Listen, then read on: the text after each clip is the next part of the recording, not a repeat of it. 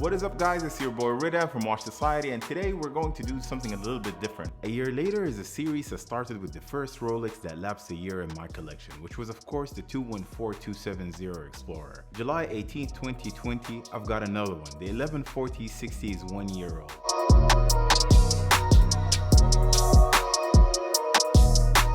But before we get into it, I also want to take a moment to add that today is also a special day for the channel, as today marks 1 year for Watch Society on YouTube. I basically started recording with my phone, no camera, no mic, and under 100 subscribers.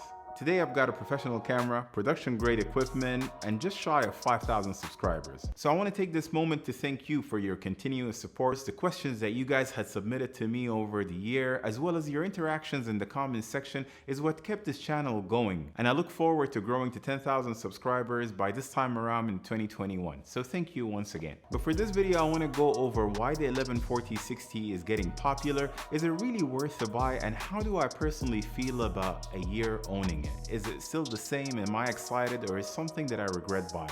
Let's get into it.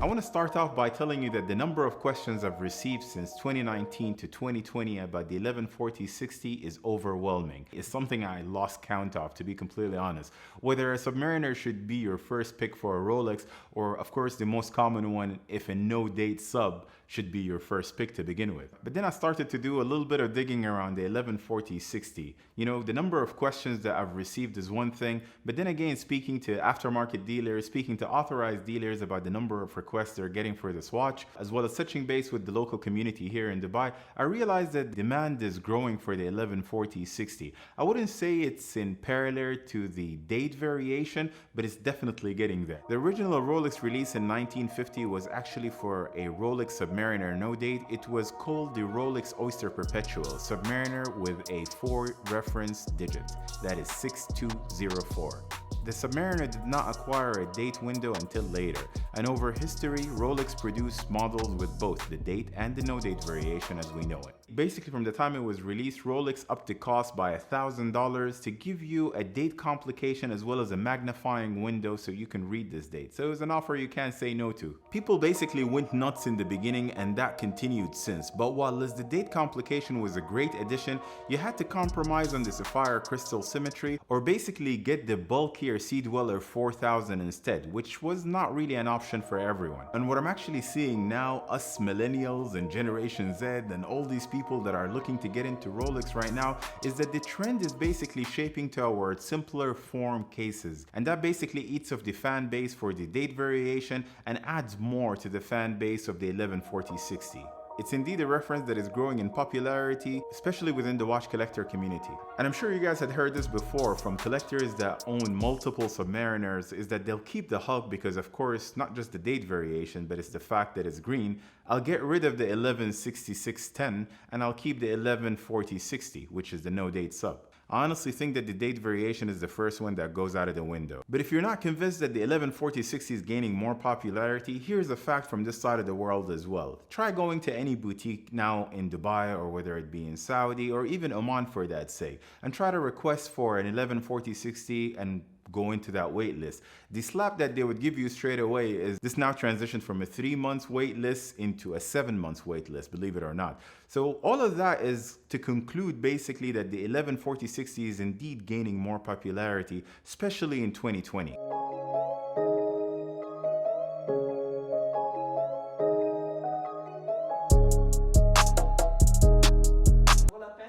Bien sûr, 100%. Yeah, I'm sorry. I mean, my wife is French. Back to my point. What I was saying is, if you ask me if this watch is worth it, I would tell you straight up the elegance of the perfectly symmetrical dial, not having to be reminded of the date or adjust it when it's just sitting there for a long time, and the fact that it's the smallest dive watch you wear. I'm just messing with you. It is not actually the smallest dial watch you can wear, considering the lug size. So all in all, it's a 42K size, but still it's a modern day size to consider. And to top it all up also, it's $1,000 less than the date variation. So yes, I think it's absolutely worth it. So vaut la peine. There we go.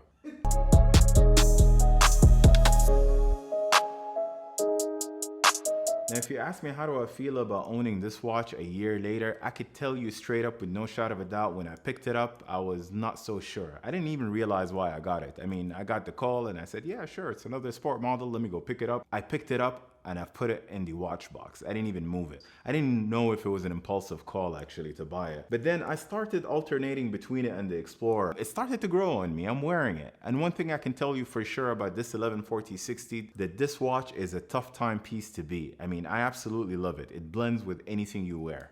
And if you guys want to see the marry of art and complicated timepieces, check out this video over here that I've done last week for MB&F. It's going to blow your mind. If you haven't seen it, I highly recommend watching it. But if you want to learn about a G move I'm pulling with this vintage yellow gold day-date that I might just potentially pick up soon, all you have to do is subscribe, turn on the notification, and I'll catch you in the next one.